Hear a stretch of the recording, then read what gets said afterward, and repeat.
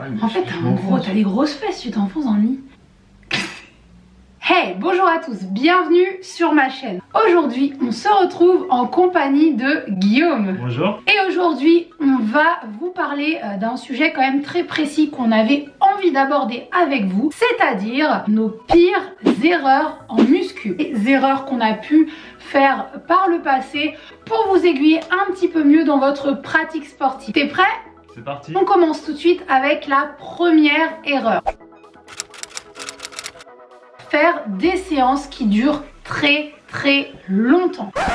Moi-même, quand j'ai commencé à faire de la musculation, il m'arrivait souvent de faire au début des séances qui duraient à peu près 2 heures. Et du coup, forcément, j'étais super fatiguée à la fin de mes séances. Si vous voulez avoir une séance qui est productive, sachez déjà que votre corps, le pic de productivité de votre corps va être à peu près au niveau des 45 premières minutes. Si vous arrivez à tenir un entraînement de muscu, je parle bien de muscu pur en 2 heures, c'est que forcément peut-être que votre séance n'est pas assez intense et peut-être que vos charges ne sont pas exactes. Pour que vos séances soient productives, mettez-les sur une plage horaire de 1h15 grand maximum, échauffement compris. En fait, pour tout vous expliquer, lors d'une séance, vous placez vos muscles dans un état de catabolisme. Du coup, forcément, plus la séance sera longue, plus vous aurez de mal à récupérer et à favoriser la croissance musculaire. Point numéro 2. C'est moi qui dis alors. Alors ça, je sais qu'il y en a pas mal de personnes qui l'ont déjà fait cette erreur, c'est pour ça qu'on vous en parle aujourd'hui. Explique-nous un petit peu ton histoire. Déjà, donc comme la plupart des personnes au début, je focalisais vraiment tout sur la partie haute du corps, donc tout ce qui est pec, bras, épaules, etc. Donc en négligeant la partie basse du corps, donc les jambes. Et je me rattrapais en me disant c'est pas grave, je vais pas faire les jambes, je vais aller courir à la place, ou je vais faire du tennis, ou quelque chose comme ça. Il y a tellement que j'entends en salle qui disent ouais, je fais pas les jambes parce que je fais du foot.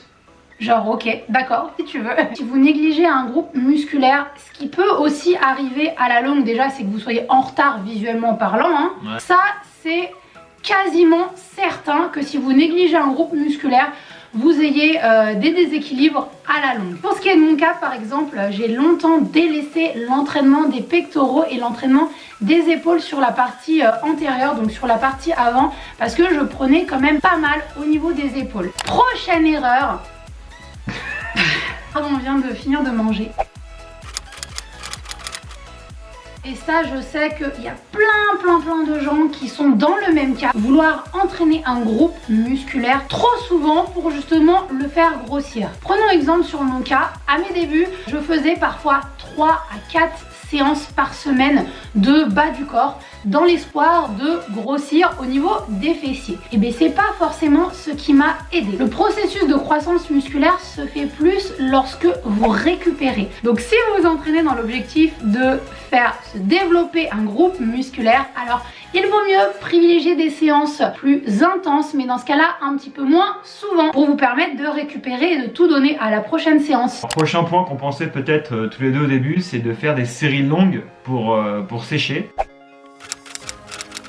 Alors qu'au final, on a compris qu'en fait l'alimentation joue un rôle hyper important dans nos objectifs et qu'au final c'était vraiment le total calorique journalier qui allait faire que vous allez plus ou moins sécher ou prendre du poids, donc tout dépend en fait de vos dépenses tout simplement. C'est l'alimentation qui prime dessus. Déjà, c'est important de le rappeler, vous ne pouvez pas perdre d'une partie du corps précisément. Vous ne pouvez pas choisir la partie sur laquelle vous allez sécher. Une perte de poids, ça se fait généralement. Je vais vous prendre mon exemple à mes débuts.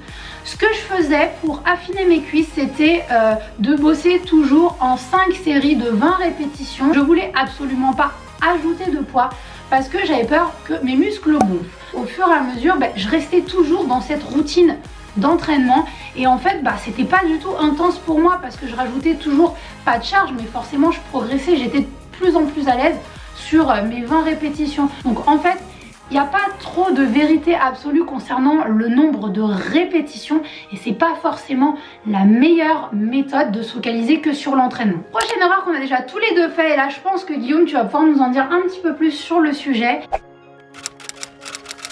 Si je prends mon cas par exemple, au début je mettais des poids sur des barres, je mettais vraiment des poids pour dire je soulève des poids.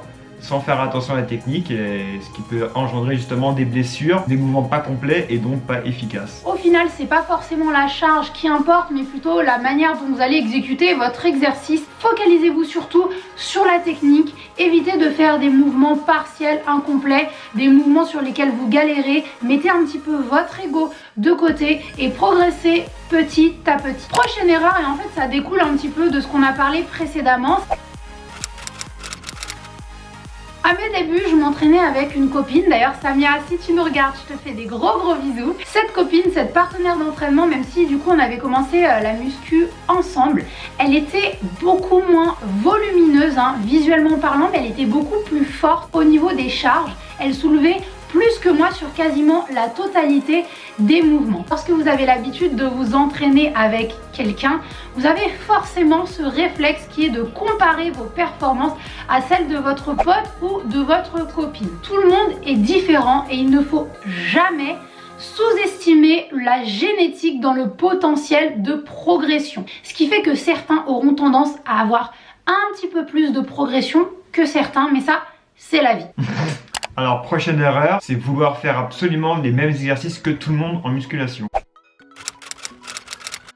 Si je prends mon cas, je me suis rendu compte par exemple que le soulevé de terre n'était pas forcément adapté à ma morphologie. Le soulevé de terre me donne principalement des douleurs en bas du dos, donc je vais principalement essayer de trouver une variante pour travailler le dos et éviter justement le soulevé de terre. Sachez qu'aucun exercice, et je dis bien aucun, n'est indispensable. Un exercice bien adapté pour vous, ça va tout d'abord être un exercice sur lequel vous n'avez pas mal. En muscu, il faut bien prendre en compte le fait que tout le monde a une morphologie différente. Donc là, à partir de ce moment-là, un tel exercice ne sera pas forcément adapté chez une personne, mais sera plus adapté chez une autre. Alors, prochaine erreur, donc je pense qu'on peut vraiment la mettre dans le top 3, c'est ne pas s'échauffer correctement. Nombre de gars que je vois tapent des tractions avant leur séance de dos, c'est chaud.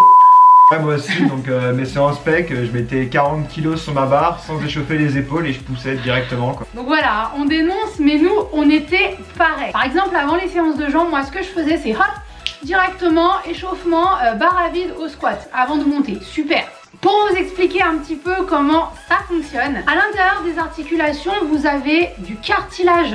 Et justement, ce cartilage, pendant l'échauffement, va se remplir de liquide. Ça va vous éviter justement des frottements entre les surfaces articulaires. Il faut à peu près 10 minutes avant que les cartilages, en gros, se remplissent de liquide. Alors, si jamais vous avez l'habitude de vous entraîner sans vous échauffer et que vous n'êtes jamais blessé, très bien, tant mieux pour vous.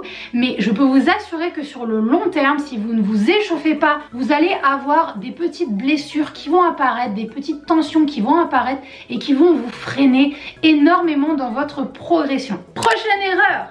Ne pas s'étirer.